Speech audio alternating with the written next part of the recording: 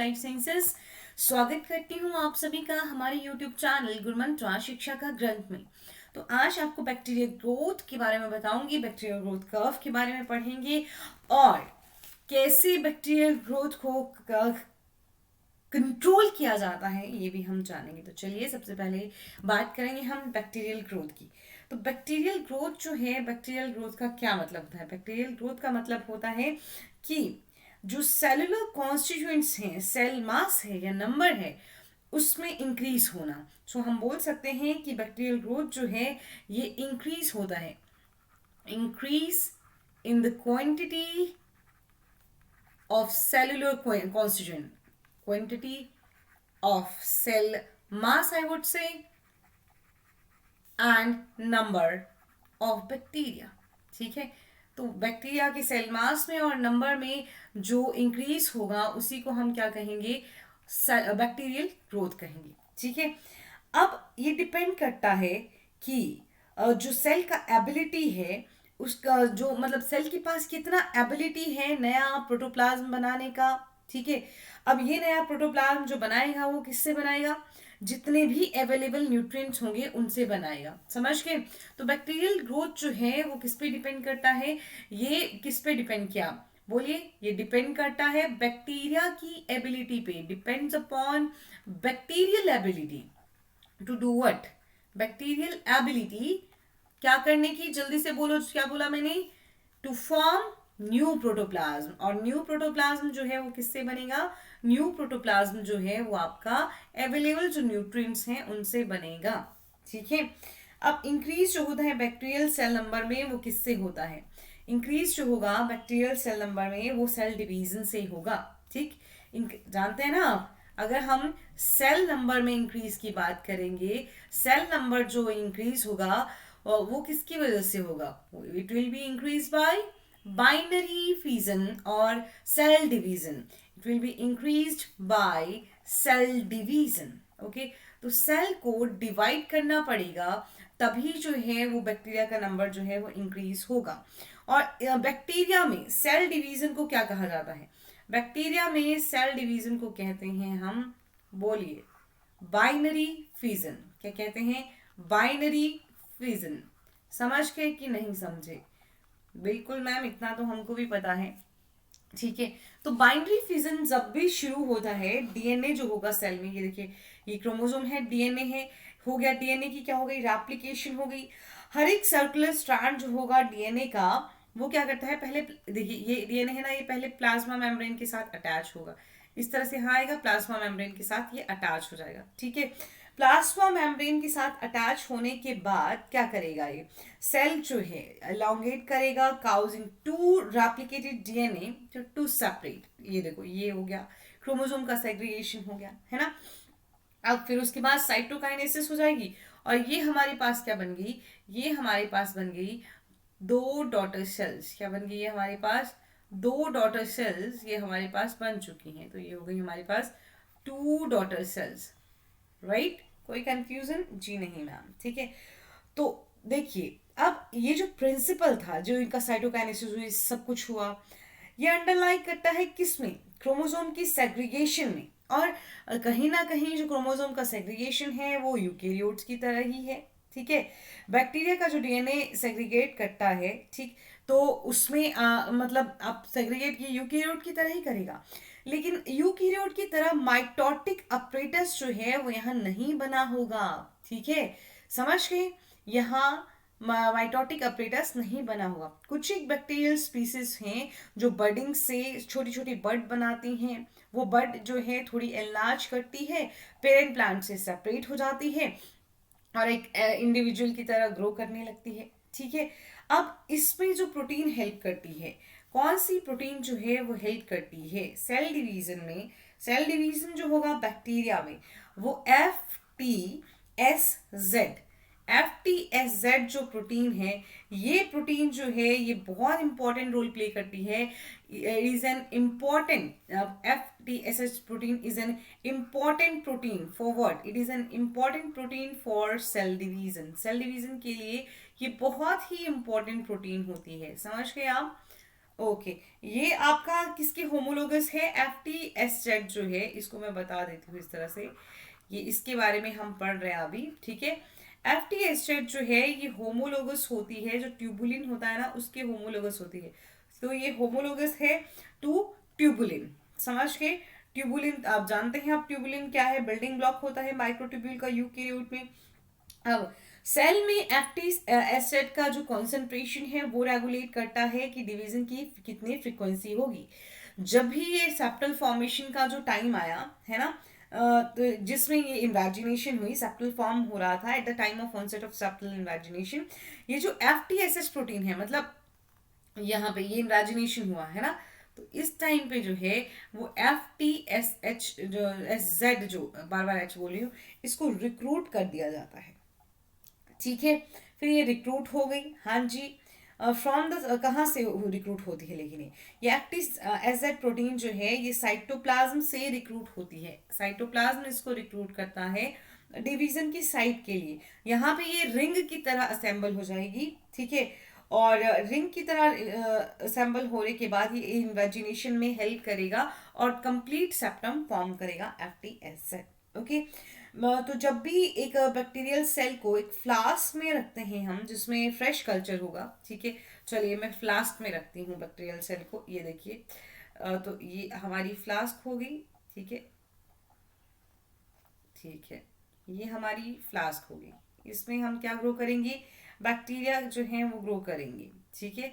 क्या ग्रो करना है इसमें? बैक्टीरिया ग्रो करना है, ठीक। तो हमको रैपिड ग्रोथ देखने को मिलता है, क्योंकि सेल्स जो है वो डिवाइड करेंगी और इंक्रीज करेंगी पॉपुलेशन, फ्लास्क में पॉपुलेशन को।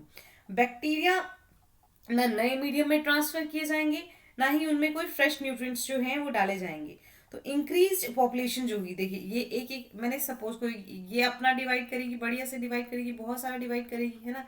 ये भी डिवाइड करेगी यहाँ पे। तो फाइनली क्या देखने को मिलेगा? फाइनली हमको यहाँ पे बैक्टीरिया की बहुत सारी पॉपुलेशन देखने को मिलेगी। ना ही कोई मीडियम ऐड किया गया, नो, ना ही कोई न्यूट्रिएंट्स ऐड किए गए, मतलब नो एक्स्ट्रा न्यूट्रिएंट्स, कोई भी एक्स्ट्रा न्यूट्रिएंट्स जो हैं वो ऐड नहीं किए गए, है ना। और ना आपने यहाँ से रिमूव किया किसी भी बैक्टीरिया जो है ना, इसकी क्या आपने रिमूव किया? ना कोई फ्रेश न्यूट्रिएंट्स ऐड हुए, ना बैक्टीरिया ट्रांसफर हुए। तो हम लिख देंगे no bacterias are transferred, no bacterias transferred, है ना। और ना ही हमारे पास क्या हुआ, ना ही हमने कोई एक्स्ट्रा डाले। तो इसके बाद क्या होगा? जब ये दोनों काम किए तो एक स्टेशनरी फेज आ जाएगा। कैसा फेज आ जाएगा? स्टेशनरी फेज आ जाएगा। अब उससे क्या होगा?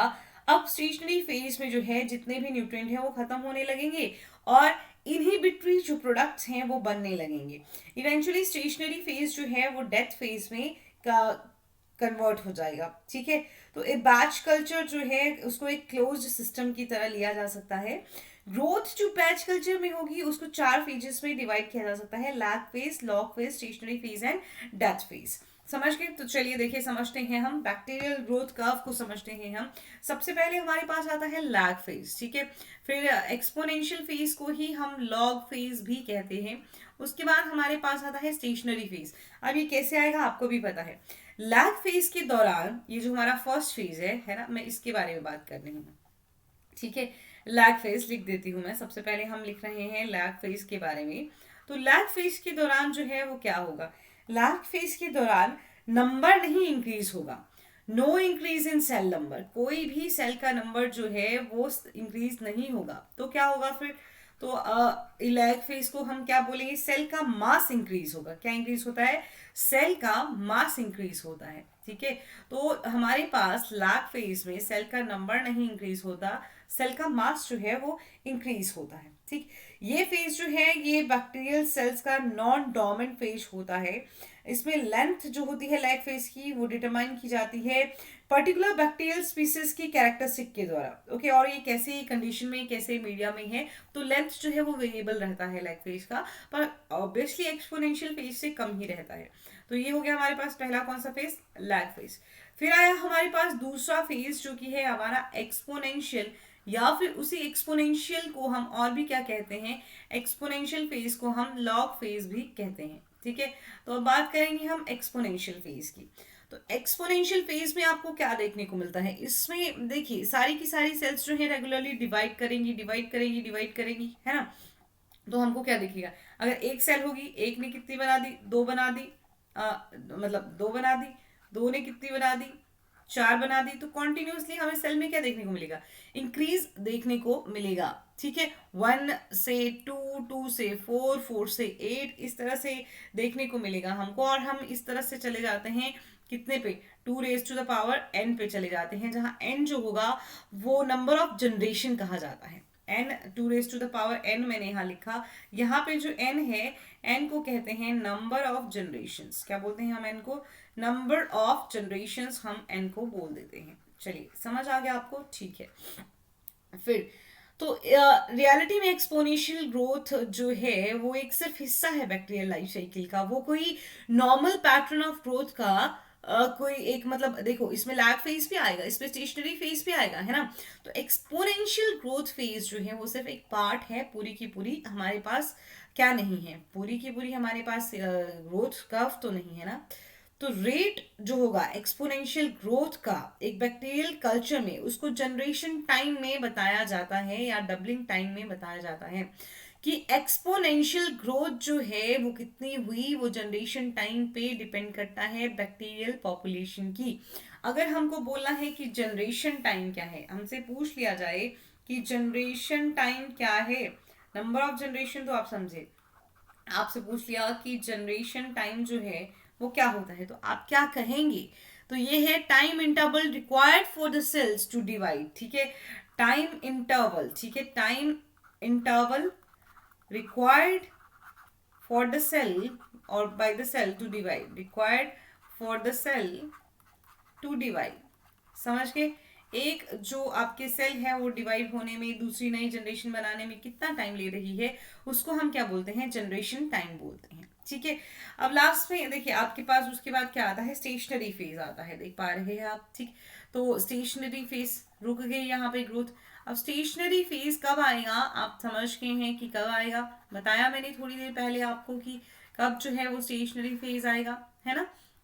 देखिए एक्सपोनेंशियल ग्रोथ जो है वो कंटिन्यू नहीं हो सकती, हमेशा एक बैच कल्चर की बात करते हैं, एक क्लोज सिस्टम की बात करते हैं। ठीक है, तो सेल का ग्रोथ जो है वो थोड़ी देर बाद बिल्कुल कांस्टेंट हो जाएगा। ठीक, जो नंबर ऑफ सेल्स हैं वो मल्टीप्लाई करेंगी, लेकिन उसके साथ साथ उतनी ही सेल जो है वो मरती रहेंगी। ठीक, तो पॉपुलेशन ग्रोथ को जो है वो तीन फैक्टर लिमिट कर सकते हैं। एक, न्यूट्रिएंट्स खत्म हो गए, ठीक है। दूसरा, इनहिबिटरी मेटाबोलाइट्स यहाँ पे आ गए। तीसरा, जो स्पेस था वो खत्म हो गया। ठीक, बायोलॉजिकल स्पेस नहीं रहा, न्यूट्रिएंट्स खत्म हो गए, या जो आपके इनहिबिटरी प्रोडक्ट्स थे वो ज्यादा बनने लगे, तो क्या हो जाएगा, तो ये आपके पास आ जाएगा स्टेशनरी फेज से डेथ फेज की तरफ। स्टेशनरी फेज पे मतलब जितना नए बन रहे हैं उतने डेथ की तरफ जा रहे हैं। डेथ फेज में ये आपका देखिए, ये फोर्थ फेज है आपका डेथ फेज। डेथ फेज में क्या होता है कि थोड़ी इंक्यूबेशन कंटिन्यू रहे तो पॉपुलेशन जो है वो स्टेशनरी फेज पे पहुंच के डेथ फेज पे पहुंच जाती है। उसमें सारी जो वायबल पॉपुलेशन है वो आप देख सकते हैं कि डिक्लाइन हो चुकी है।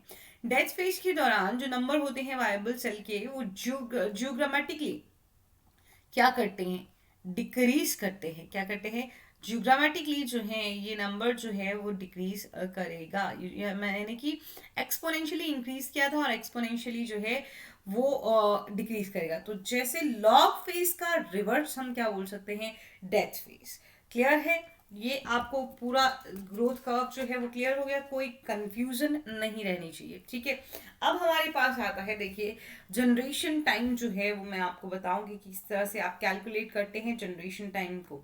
तो जब भी आपकी एक्सपोनेंशियली ग्रो कर रही है ग्रोथ बाइनरी फ्यूजन से, तो इंक्रीज रहेगा बैक्टीरियल पॉपुलेशन में, है ना। क्या रहेगा, इंक्रीज रहेगा बैक्टीरियल पॉपुलेशन में डेफिनेटली। ठीक, तो अब अगर देखिए if we start with one cell, वो डिवाइड करेगी, वहां पे दो सेल बनेगी फर्स्ट जनरेशन में, चार बनेगी नेक्स्ट जनरेशन में। अब ये हमने अभी पढ़ा कि दो फर्स्ट में बनेगी फिर चार बनेगी, है ना। तो फिर सेल्स जो है वो थर्ड जनरेशन में आठ बन जाएंगी, बढ़ती रहेंगी। जो इंटरवल रहेगा दो सेल्स की फॉर्मेशन के लिए उसको हम कहेंगे जनरेशन टाइम, है ना। जनरेशन टाइम का डेफिनेशन भी मैंने आपको बोल दिया। तो ये आपका क्या हो जाएगा, टी यानी कि टाइम आपका इन मिनट्स ले लीजिए या फिर आवर्स में ले लीजिए। तो टी आपका टाइम मिनट्स में आ गया और आवर्स में आ गया, ठीक है। फिर अपॉन आप इसको कर देंगे आपका नंबर ऑफ जनरेशन्स, ठीक। एन क्या आ जाएगा आपका नंबर ऑफ जनरेशन्स। इस तरह से आप जनरेशन टाइम को जो है कैलकुलेट कर सकते हैं। इस पे आपको न्यूमेरिकल भी आएंगे, ठीक।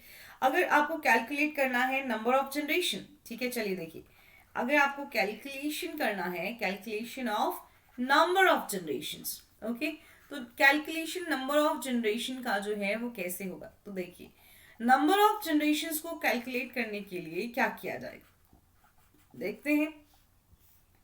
एन नॉट क्या होता है, ये आपको दिखाया था। एन नॉट क्या होता है, एन नॉट होता है कि शुरू में, जब शुरू बिल्कुल हुआ तो कितने number of bacteria at the beginning of time interval कितने थे, नंबर ऑफ बैक्टीरिया जो टाइम इंटरवल शुरू हुआ ना, number of bacteria at the beginning of time interval कितने थे, ठीक है। तो ये हो गया हमारा N naught at the beginning of time interval, right, okay, ठीक है। फिर आपका आता है एन टी या एन आप बोल सकते हैं, ठीक। तो हो गया नंबर ऑफ बैक्टीरिया, ठीक है, नंबर ऑफ बैक्टीरिया कब at the end of time interval, ठीक है, at the end of time interval, समझ गए ना आप, ठीक है। ओके मैडम जी, समझ गए हम, ठीक, ओके। चलिए फिर एन क्या होता है आपके पास, एन आपको भी पता है नंबर ऑफ जनरेशन्स होती हैं, है ना, एन नंबर ऑफ जनरेशन्स होती हैं। तो फिर एक्सपोनेंशियल ग्रोथ जो है उसके लिए हमारे पास क्या आ जाता है, ये हमारे पास आ जाता है N equals N naught into two N. अब ये कैसे आया ये आप जानते हैं, एन आपका एंड पे कितना है नंबर, ठीक है, ये कट गया, चलिए इसको थोड़ा ऐसे करते हैं, ओके। ये टू आपका टाइम जो है कितना डबल हो रहा है, ठीक है, और ये आपका शुरू में कितना था, फाइनल आपको मिल जाएगा। या आपको इसका लॉगरिदम कर दीजिए इसका, तो लॉगरिदम से क्या बन जाएगा, ये बन जाएगा log N equals log N naught, है ना, और प्लस एन लॉग टू बन जाएगा ना ये चीज ऐसे, ठीक है। अगर हमें नंबर ऑफ जनरेशन्स निकालनी है, क्या पूछा था हमसे, नंबर ऑफ जनरेशन्स अगर हमें निकालनी है तो नंबर ऑफ जनरेशन्स के लिए जो है हम क्या कर देंगे, नंबर ऑफ जनरेशन के लिए यानी कि एन अगर हमको निकालना है एन, तो एन के लिए हम क्या करेंगे, एन हो जाएगा आपका कितना, log N minus log N naught, okay, upon कितना बनेगा ये बताइए, लॉग टू। लॉग टू होता है आपका 0.301 और ये आ जाएगा आपका 3.3 log N by N naught, ये याद रखिएगा आप, ठीक है। तो ये आता है आपका नंबर ऑफ जनरेशन, इस तरह से 3.3 log N by N naught आपको आगे यूज करना है, ठीक है। तो ये आप देख सकते हैं आपका यहाँ पे लॉग देखिए 10 सेल नंबर और ये सेल नंबर दिया गया है, ये आर्ट्स दिए गए हैं, तो आपको टाइम जो है वो दिया जाता है, आपका सेल नंबर कितना इंक्रीज हो रहा है वो दिया जाता है, फिर आपके पास बनता है क्या एन टी, मतलब फाइनल टाइम पे आपके पास कितना आ रहा है एन नॉट टू एन, ठीक। और इससे आगे ये पूरा कैलकुलेशन मैंने आपको करा दिया, समझ गए आप। चलिए अब कैलकुलेशन करेंगे हम बैक्टीरियल डेंसिटी का, कि बैक्टीरियल डेंसिटी का जो है वो क्या कैसे कैलकुलेशन होता है। तो अब जब हम सेल डेंसिटी कहते हैं कि सेल डेंसिटी क्या होता है, तो सेल डेंसिटी जो है, सेल डेंसिटी आप समझ लीजिए कि सेल डेंसिटी होता है cell density number of cells per unit volume.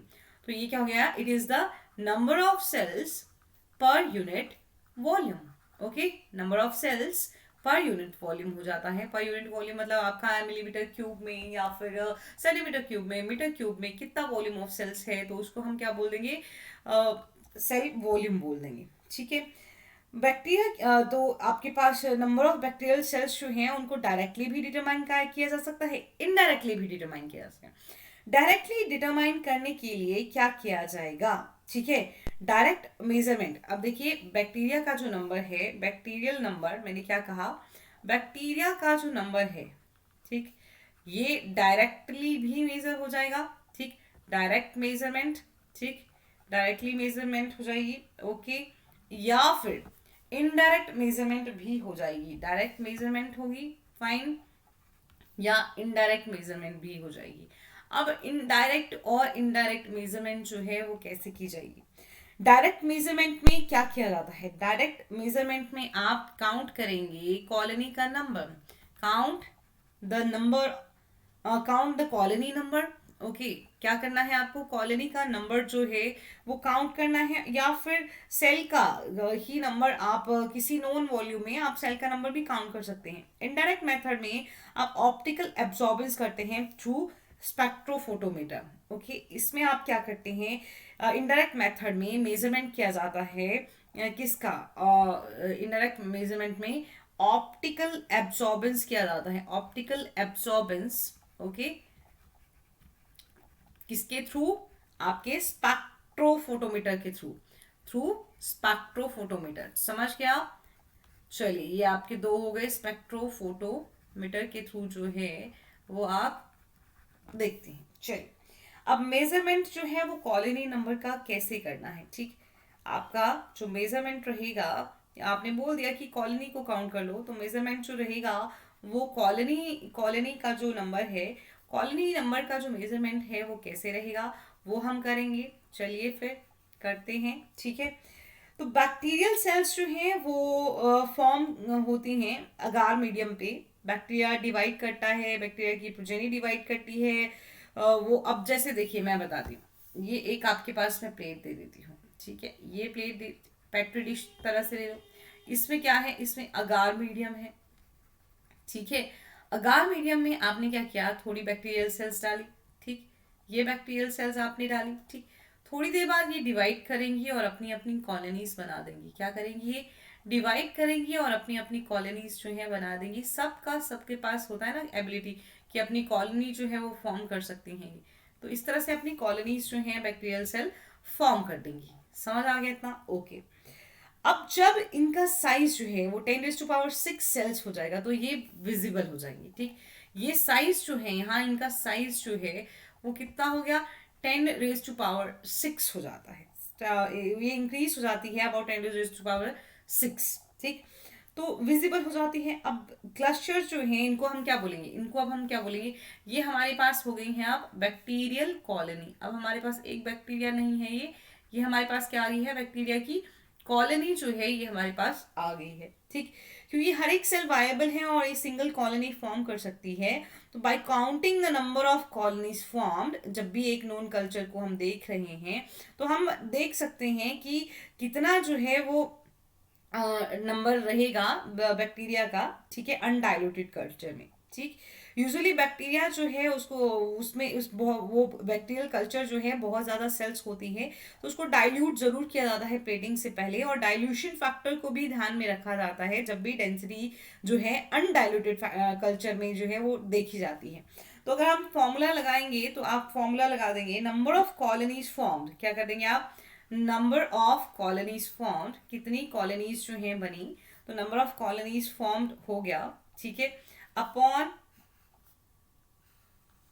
आ जाता है कितना ml जो है वो प्लेटेड है, ठीक है, ml प्लेटेड, ठीक है, into dilution before plating, plating से पहले कितना डाइल्यूट किया गया था, डाइल्यूशन बिफोर प्लेटिंग, ठीक है। चलिए, फिर ये आपका क्या रहता है? ये आपका रहता है नंबर ऑफ वायबल सेल्स, कितनी जो है वो वायबल हैं, okay, viable cells, ml of undiluted, ml of undiluted culture, ठीक है, तो ये हो जाएगा ml ऑफ अनडाइल्यूटेड कल्चर। ये आपके पास आप क्या कर सकते हैं? कॉलोनी नंबर को देख सकते हैं, तो कितने हैं वायबल सेल और अनडाइल्यूटेड कल्चर जो है कितना ml का है, इससे आप क्या कर सकते हैं? कॉलोनी का नंबर जो है वो मेजर कर सकते हैं। पहले तो कितनी कॉलोनीज बनी, कितना ml प्लेटेड है, डाइल्यूशन कितना है बिफोर प्लेटिंग, और ये बन जाता है वायबल सेल कितनी है और अनडाइल्यूटेड कल्चर जो है कितना है। अब हम बात करेंगे कि इन्फ्लुएंस जो है वो क्या रहता है आपका, जो इन्वायरमेंटल फैक्टर्स हैं उनका ग्रोथ पे क्या इफेक्ट रहता है। केमिकल, फिजिकल, इन्वायरमेंट होता है, सबका एक अपना इफेक्ट पड़ता है। तो देखिए टर्म्स दी गई हैं, हेलोफाइल्स उनको हाई लेवल चाहिए होता है सॉल्ट कंसंट्रेशन का, हेलोबैक्टीरियम, ठीक है। Acidophile definitely pH 0 to 5.5 acid में करेगा, सल्फोलोबस। एल्कोफाइल वो 8 से 11.5 पीएच में, बेसिलस एल्कोलोफिलस। साइक्रोफाइल ग्रोथ जो होगी वो 0 डिग्री पे अच्छी होगी, और ऑप्टिमम ग्रोथ जो होगा वो 15 डिग्री सेल्सियस तक रहेगा या लोअर रहेगा। तो साइक्रोफाइल जो मतलब ठंडे ठंडे टेम्परेचर पे ही कम टेम्परेचर पे ग्रो करते हैं। क्लेमाइडोमोनास निवालिस, क्लेमाइडोमोनास कम टेम्परेचर पे ग्रो करता है। साइक्रोट्रॉफ जो 0 to 7 डिग्री सेल्सियस पे करते हैं, और ऑप्टिमम 20 to 30 भी होता है, स्यूडोमोनास।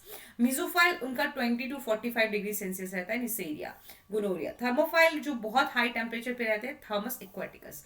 हाइपर थर्मोफाइल जिनका 80 से 110 डिग्री रहता है टेम्परेचर टॉलरेंस, ओके। तो पायरोकोकस और पायरोडिक्शियम होता है। चलिए, ऑब्लिगेट एरोब कंप्लीटली ऑक्सीजन पे ही डिपेंडेंट होते हैं, ऑब्लिगेट एरोब, ठीक है। ये आपके ऑब्लिगेट एरोब हो गए। स्यूडोमोनास एक ऑब्लिगेट एरोब है। फैकल्टेटिव एनारोब जिनको ऑक्सीजन नहीं चाहिए ग्रोथ के लिए, बट वो क्या कर सकते हैं, but grows better in its presence. तो एशेरिशिया कोलाई, एंटेरोकोकस।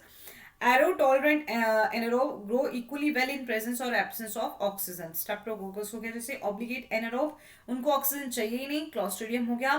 फिर माइक्रो फाइल हो गया, ऑक्सीजन का लेवल जो है वो 10% से कम चाहिए ऑप्टिमम ग्रोथ के लिए। तो ट्रैपोनिमा पैलिडम आपके पास ये आ गया। तो ये आपके पास, आई होप आपको ग्रोथ के बारे में जो है वो बिल्कुल क्लियर हो गया, और आपको ग्रोथ के बारे में जो है वो कोई प्रॉब्लम नहीं रही है। अब हम बात करेंगे कि आप बैक्टीरियल का जो कंट्रोल होगा ग्रोथ का वो कैसे करेंगे, ठीक है। तो उनको कैसे कर दो, या तो उनको क्या कर दीजिए भाई, किल कर दीजिए बाय किलिंग माइक्रो ऑर्गेनिज्म, है ना।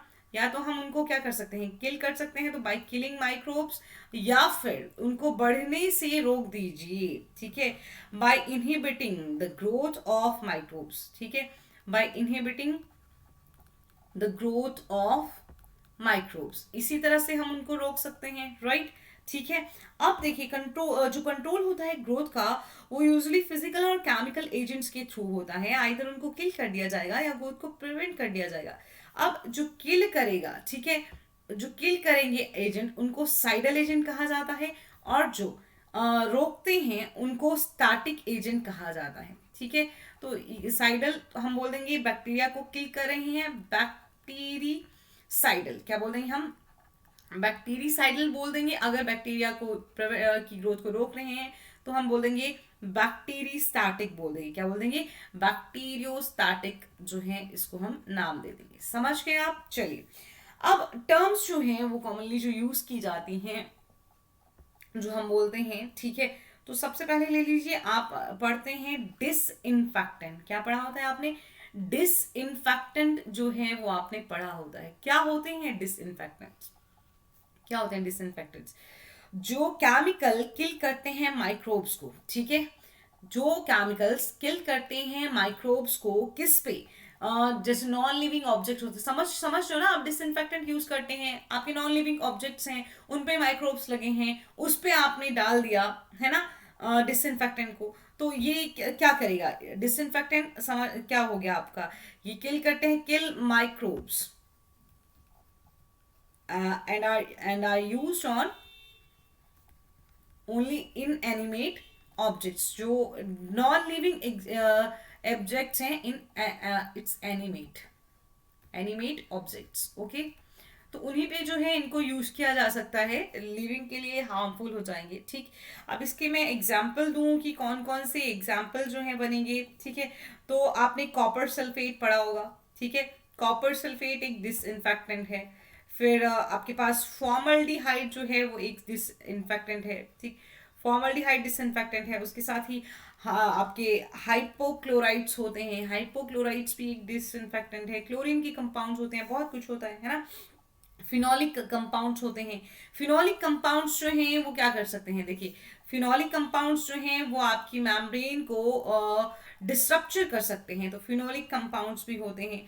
मर्क्यूरिक क्लोराइड होता है, मर्क्यूरिक क्लोराइड जो है वो क्या करता है, मर्क्यूरिक क्लोराइड जो है वो आपका इनएक्टिवेट करता है मेम्ब्रेन को, उनके मेम्ब्रेन को नहीं मतलब प्रोटीन्स को उनकी इसके साथ जो सल्फाइड ग्रुप है उनके साथ एक्ट करता है मर्क्यूरिक क्लोराइड, और मेम्ब्रेन को जो है वो इनएक्टिवेट कर देता है। इतना समझ के आप, ठीक है। चलिए फिर हम आपको नेक्स्ट देखिए, एंटीसेप्टिक्स होती हैं, क्या होती है? एंटीसेप्टिक्स होती हैं। अब एंटीसेप्टिक्स जो हैं वो क्या होती हैं? अब एंटीसेप्टिक क्या होता है? केमिकल एजेंट जो किल कर सकता है, ठीक है, ये क्या करेगा? किल करेगा, किल भी कर सकता है या इनहिबिट भी कर सकता है, किल भी कर सकता है और इनहिबिट भी कर सकता है। किसकी ग्रोथ को, किसकी ग्रोथ को रोक रहे हैं हम? Growth of microbes. तो किल भी कर सकता है और इनहिबिट भी कर सकता है माइक्रोब की ग्रोथ को। और ये नॉन टॉक्सिक होते हैं, नॉन टॉक्सिक होते हैं, और हम इनको खुद के भी यूज किए कर सकते हैं। एग्जाम्पल हमारे पास आ जाता है अल्कोहल्स, ठीक है, अल्कोहल्स जैसे कि आपकी इथेनॉल। इथेनॉल प्रोटीन्स को डीनेचर करता है और लिपिड्स को सॉल्युबलाइज कर देता है, ठीक है। फिर आपके पास आता है सिल्वर नाइट्रेट। सिल्वर नाइट्रेट जो है वो प्रोटीन को प्रेसिपिटेट कर देता है। ध्यान से सुनते रहिए, मैं नहीं लिख रही हूँ तो आप जरूर लिख लीजिए, ठीक है। फिर आपके पास डिटर्जेंट्स होते हैं। डिटर्जेंट्स जो हैं वो क्या करते हैं? डिटर्जेंट्स जो हैं वो आपका मेम्ब्रेन को डिस्टर्ब करेंगे। और आता है आयोडीन सॉल्यूशन, है ना। आयोडीन सॉल्यूशन जो है वो क्या करेगा? आयोडीन सॉल्यूशन जो है वो आपका प्रोटीन्स को इनएक्टिवेट कर देता है। फिर आपके पास आता है स्टरलाइजेशन। ओके, स्टरलाइजेशन में क्या होता है? स्टरलाइजेशन एग्जैक्टली क्या होता है? चलिए स्टरलाइजेशन के बारे में बात करते हैं। कंप्लीट एंड टोटल डिस्ट्रक्शन और एलिमिनेशन ऑफ वायबल ऑर्गेनिज्म, ठीक है। कंप्लीटली आप क्या कर देंगे? टोटल स्टरलाइजेशन हो गया टोटल डिस्ट्रक्शन ऑफ माइक्रोब, ठीक है। टोटल डिस्ट्रक्शन हो जाएगा माइक्रोब का इसमें, ठीक। माइक्रोबियल एंडोस्पोर भी इवन खत्म हो जाएगा, समझ गए। ये जो है इसमें यूज किया जाता है हीट, यूज किया जाता है हीट, यूज ऑफ हीट जो है इसमें होता है। रेडिएशन यूज होता है इसमें, ठीक है। केमिकल्स भी जो है वो यूज होते हैं, ठीक। और फिजिकल कैसे भी, use of heat, radiation, chemicals कुछ भी होगा और उसको रिमूव किया जाएगा, ठीक है। तो आपके देखिए हीट, रेडिएशन सब कुछ यूज होगा। कॉमन जो आप प्रोसेसेस देखते हैं स्टरलाइजेशन के, कॉमन जो प्रोसेसेस हैं, कॉमन प्रोसेसेस में आपके पास कौन कौन से आ जाएंगे? कॉमन प्रोसेसेस में आपके पास आते हैं फ्लेमिंग, ठीक है। फ्लेमिंग हो गया, ठीक। फिर फ्लेमिंग के साथ हो गया टिंडलाइजेशन। टिंडलाइजेशन होता है, ठीक। टिंडलाइजेशन क्या होता है? स्टीम जो कि आपकी अंडर प्रेशर नहीं है, स्टीम देना बिना प्रेशर के। फिल्ट्रेशन हो गया, ठीक है। फिर उसके साथ ऑटोक्लेविंग हो गया। अब ऑटोक्लेविंग होता है आपका स्टीम अंडर प्रेशर, ठीक है। ऑटोक्लेव करना होता है स्टीम करना प्रेशर के अंडर, ठीक। ये टिंडलाइजेशन को समझा दूं मैं आपको कि टिंडलाइजेशन जो है वो क्या हो गया, ठीक है। टिंडलाइजेशन में क्या होता है? अंडर प्रेशर जो है वो नहीं किया जाता, स्टीम नॉर्मल किया जाता है, ठीक है। तो टिंडलाइजेशन जो प्रोसेस है वो स्टेरलाइज यूज किया जाता है, use to sterilize culture media. Okay, किसके लिए यूज किया जाता है? ये use to sterilize culture media को स्टेरिलाइज करने के लिए जो है वो आप टिंडलाइजेशन यूज करते हैं, समझ गए।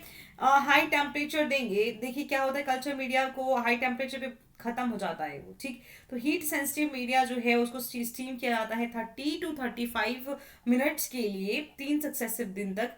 और पहले जो है वेजिटेटिव बैक्टीरिया किल होते हैं, उसके बाद उनके सब स्पोर जो है वो सर्वाइव करते हैं, जर्मिनेट करते हैं, न्यूट्रिएंट मीडिया में ग्रो करते हैं, ठीक है। और प्रोड्यूस करते हैं वेजिटेटिव फॉर्म, जिनको फिर से सेकेंड और थर्ड स्टीमिंग में जो है वो किल कर दिया जाता है, ठीक है। चलिए फिर आपके पास आता है क्या? पास्चराइजेशन। तो पास्चराइजेशन में जो है वो क्या होगा? अब पास्चराइजेशन भी हीट करना होता है, ठीक। तो पास्चराइजेशन क्या होगा? ब्रीफ हीट ट्रीटमेंट, शॉर्ट, एकदम शॉर्ट होता है। ब्रीफ हीट ट्रीटमेंट बोल सकते हैं आप कि ये ब्रीफ हीट ट्रीटमेंट होता है, ठीक है। और इसमें आप क्या करोगे? इसमें आप कुछ नहीं करोगे, बढ़िया से शॉर्ट एक्सपोजर दोगे। किसके लिए? किल करेगा ना ये माइक्रोब को, किल करेगा डिजीज काउजिंग माइक्रोब को, ठीक है। तो ये क्या करता है कि पास्चराइजेशन से किल किया जाता है मेनली डिजीज काउजिंग माइक्रोब्स को किल करने के लिए जो है वो पास्चराइजेशन किया जाता है, काउजिंग माइक्रोब्स, ठीक है। चलिए ठीक है, ओके। तो इसको देखिए मिल्क में भी मिल्क के लिए यूज किया जाता है, ठीक।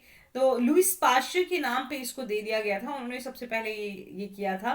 पाश्चराइजेशन आप कर रहे हैं तो 63 डिग्री सेंटीग्रेड पे होगी फॉर 30 मिनट्स, ठीक है। अगर आप या फिर होगी 71 डिग्री सेल्सियस पे फॉर 15 सेकेंड्स, ठीक। इसको बोलते हैं फ्लैश मेथड, मतलब एकदम से सिर्फ 15 सेकेंड के लिए किया, ठीक है। और इसको बोलते, ये बैच मेथड में आप करेंगे, ठीक है। ये जो होगा ये बैच मेथड में होगा, समझ के? ओके। अब माइक्रोबियल कंट्रोल के मेथड और भी हैं, जैसे कि हम फिजिकल एजेंट्स की बात करेंगे, केमिकल एजेंट्स की बात करेंगे, एंटीबायोटिक्स की बात करेंगे, ठीक है। तो माइक्रोबियल कंट्रोल जो होगा वो फिजिकल एजेंट से भी हो जाएगा। किससे हो जाएगा? फिजिकल एजेंट से भी माइक्रोबियल जो है वो ग्रोथ का कंट्रोल हो जाएगा। अब फिजिकल एजेंट्स के थ्रू जो है आप कैसे करेंगे, ठीक। हीट होता है, ठीक है, रेडिएशंस होती हैं, ठीक, एंड फिल्ट्रेशन, ठीक। ये जो है ये कुछ फिजिकल एजेंट्स आते हैं। फिल्ट्रेशन, अब जो हीट होता है, ठीक है, हीट जो है वो सबसे रैपिड और एफिशिएंट फिजिकल एजेंट है जो यूज किया जाता है। ये सबसे मोस्ट एफिशिएंट ले लीजिए, मोस्ट एफिशिएंट फिजिकल जो एजेंट है जो कंट्रोल कर सकता है। और ड्राई और मॉइस्ट हीट दोनों को ही यूज किया जाता है। ड्राई हीट भी होती है और मॉइस्ट हीट भी होता है, दोनों को ही जो है वो हम यूज कर सकते हैं। किसके लिए? बैक्टीरिया को किल करने के लिए, ठीक है। ये क्या कर, मॉइस्ट हीट जो है वो जनरली कोएगुलेट कर देती है और डीजनरेशन कर दी है। तो क्या कर देगी? कोएगुलेट कर देगी और डीजनरेशन कर देगी बैक्टीरिया का, ठीक है। डीनेचुरेशन, एक्चुअली डीनेचुरेशन जो है ये कर देगी, ठीक। समझ गए मैम? ड्राई हीट जो है वो प्राइमरी इफेक्ट डालती है माइक्रोब पे। कैसे? ऑक्सीडेशन ऑफ लार्ज मॉलिक्यूल से। तो ये पहले करती है ऑक्सीडेशन ऑफ लार्ज मॉलिक्यूल, समझ गए आप? चलिए, इस तरह से ड्राई हीट और जो आपका मॉइस्ट हीट है उन पे अफेक्ट रहता है, ठीक है। इसके अलावा आपको गामा रेज, एक्स रेज का अफेक्ट भी देखने को मिलता है। गामा रेज भी इंपॉर्टेंट होती हैं। फ्री रेडिकल्स होते हैं, फ्री रेडिकल्स होते हैं साइटोप्लाज्म में, वो भी एक इंपॉर्टेंट रोल प्ले करते हैं इनको डिस्ट्रॉय करने में, ठीक है।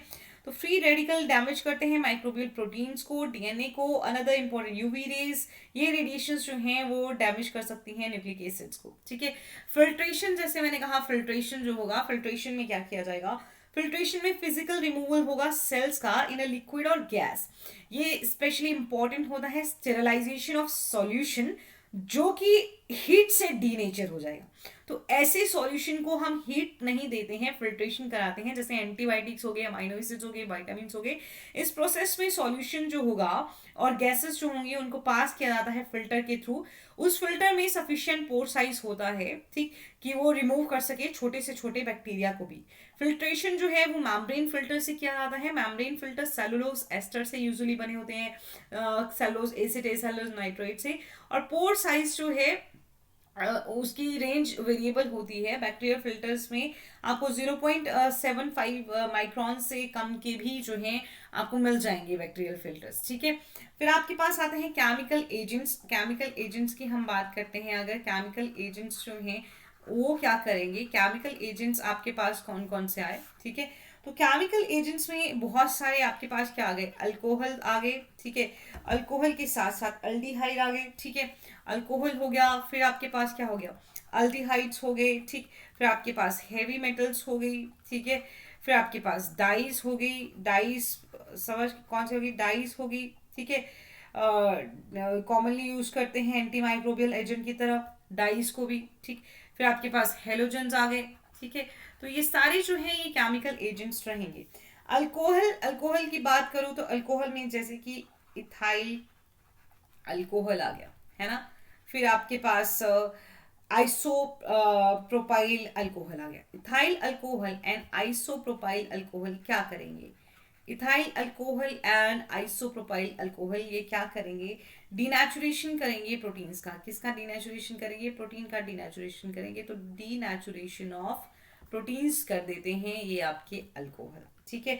और इनको एंटीसेप्टिक की तरह भी यूज किया जाएगा। किसकी तरह भी यूज किया जाएगा? एंटीसेप्टिक की तरह भी आप इनको यूज कर सकते हैं, ठीक है। दो हैवी मेटल आती हैं आपके पास। अगर हैवी मेटल की बात करूंगी तो कौन कौन सी हैवी मेटल आ गई? Mercury and silver. कौन कौन सी आ गई?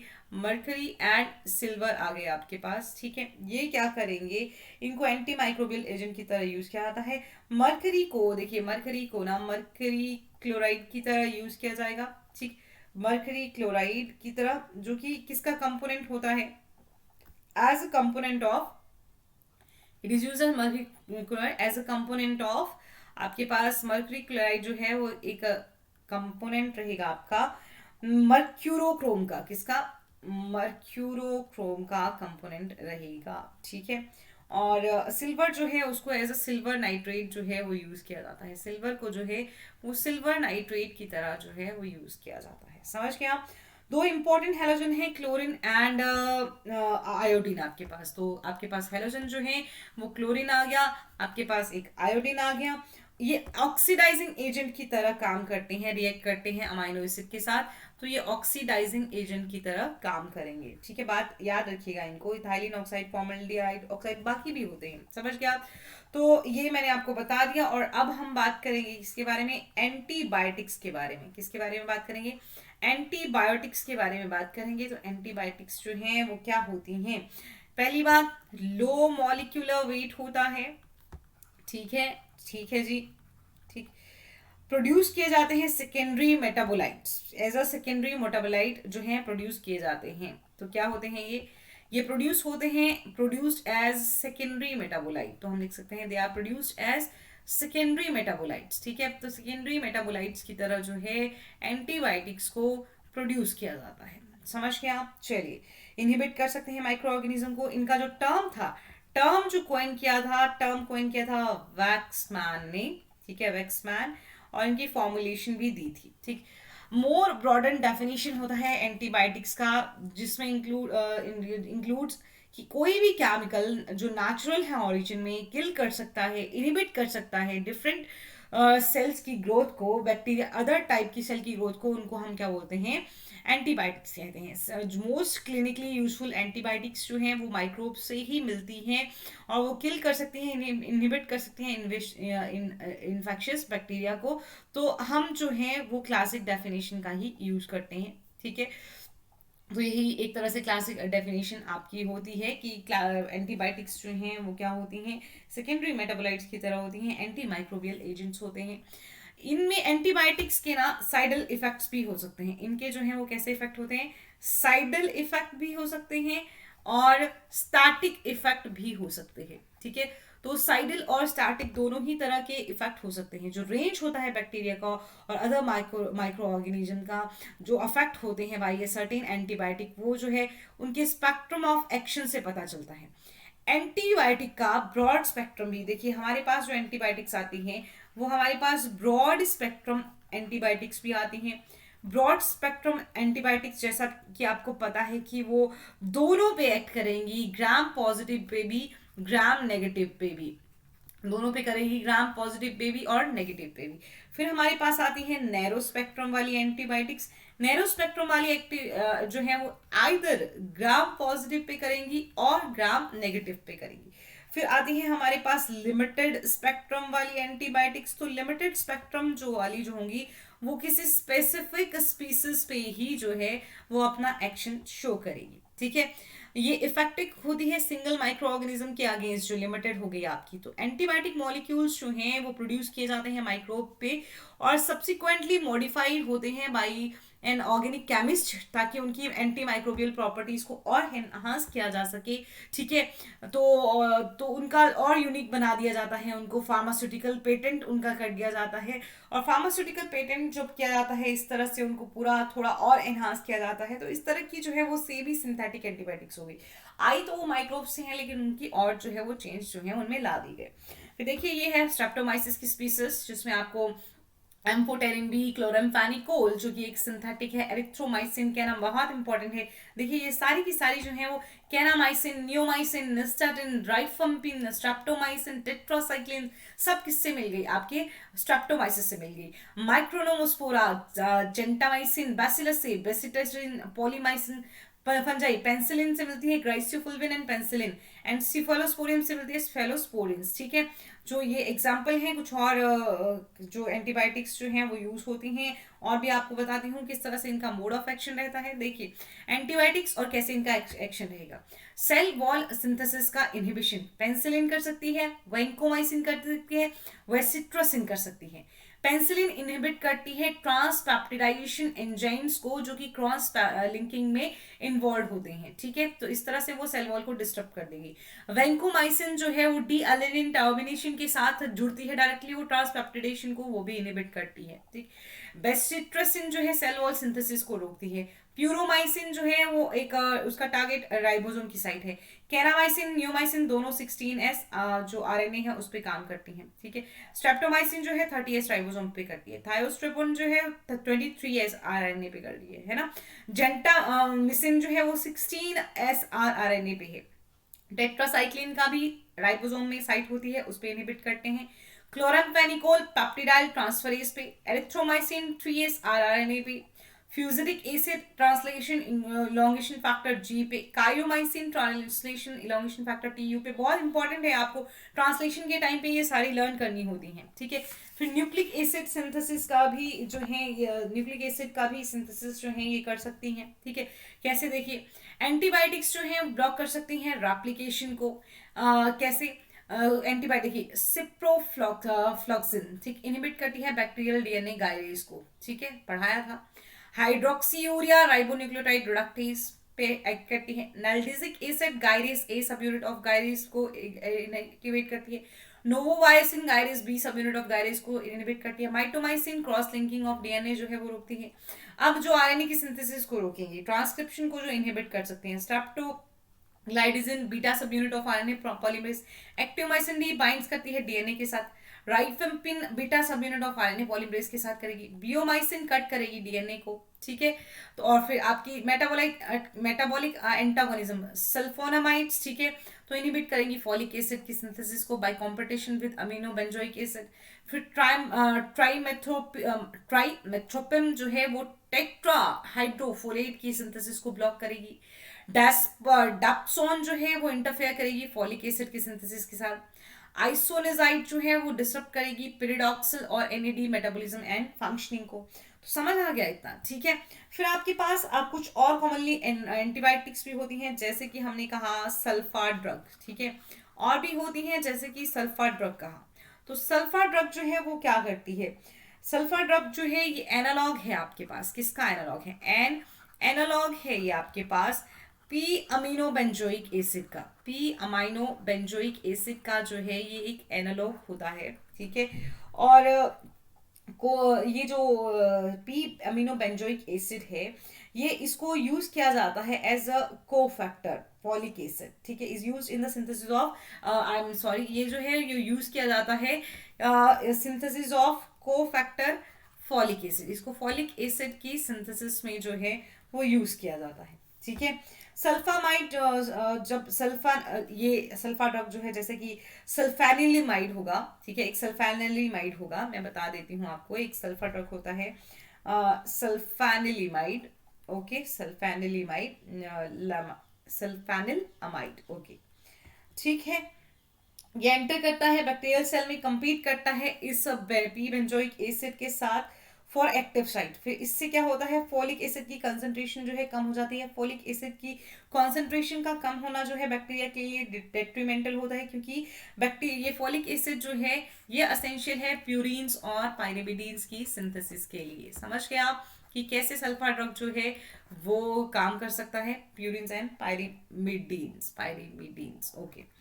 चलिए, फिर इसके अलावा आपके पास आता है पेंसिलिन। तो पेंसिलिन का तो काम आपने सुन ही लिया कि कैसे करेगा पेंसिलिन जो है, ठीक है। इसके अलावा आपके पास आते हैं सिफेलोस्पोरिन्स, ठीक है। तो सिफेलोस्पोरिन जो है वो क्या करते हैं, सिफेलोस्पोरिन्स जो हैं वो क्या होते हैं, सिफेलोस्पोरिन जो हैं वो आपको फंगस से मिले हैं। किससे मिले हैं, फंगस से मिले हैं। कौन सी फंगस से मिले हैं, सिफेलोस्पोरियम से मिले हैं। सिफेलोस्पोरियम फंगस से आपको सिफेलोस्पोरियम जो मिले हैं, और इनका बीटा लैक्टम स्ट्रक्चर होता है जो पेंसिलिन की तरह होता है। इनके पास बीटा लैक्टम स्ट्रक्चर ही है और पेंसिलिन की तरह ही है, ठीक है। किसकी तरह है, सिमिलर टू पेंसिलिन है, ठीक है। चलिए, अब ये सिंथेसिस ऑफ बैक्टीरियल सेल को वॉल को रोकती हैं और ग्राम पॉजिटिव बैक्टीरिया के अगेंस्ट जो है वो यूज करती हैं, क्या करती हैं, सेल वॉल की सिंथेसिस को इनहिबिट करती हैं, मेनली किसमें, ग्राम पॉजिटिव बैक्टीरिया में। तो किसमें बोल देंगे हम, ग्राम पॉजिटिव बैक्टीरिया में, ठीक है। फिर हमारे पास टेट्रासाइक्लिन्स आती हैं। टेट्रासाइक्लिन्स वैसे तो आपने पढ़ लिया कि टेट्रासाइक्लिन्स क्या करती हैं, ठीक है। टेट्रासाइक्लिन्स जो हैं ये 4 रिंग का स्ट्रक्चर, 4 रिंग स्ट्रक्चर होता है इनके पास, ठीक है। साइड चेन भी होता है, ठीक। ये ब्रॉड स्पेक्ट्रम एंटीबायोटिक्स हैं। टेट्रासाइक्लिन जो हैं वो कैसी हैं, ब्रॉड स्पेक्ट्रम एंटीबायोटिक्स हैं। मैंने आपको नैरो और ब्रॉड स्पेक्ट्रम बता दिया। तो ये ब्रॉड स्पेक्ट्रम एंटीबायोटिक है। ये ग्राम नेगेटिव बैक्टीरिया के अगेंस्ट जो हैं इफेक्टिव होती हैं, ठीक है।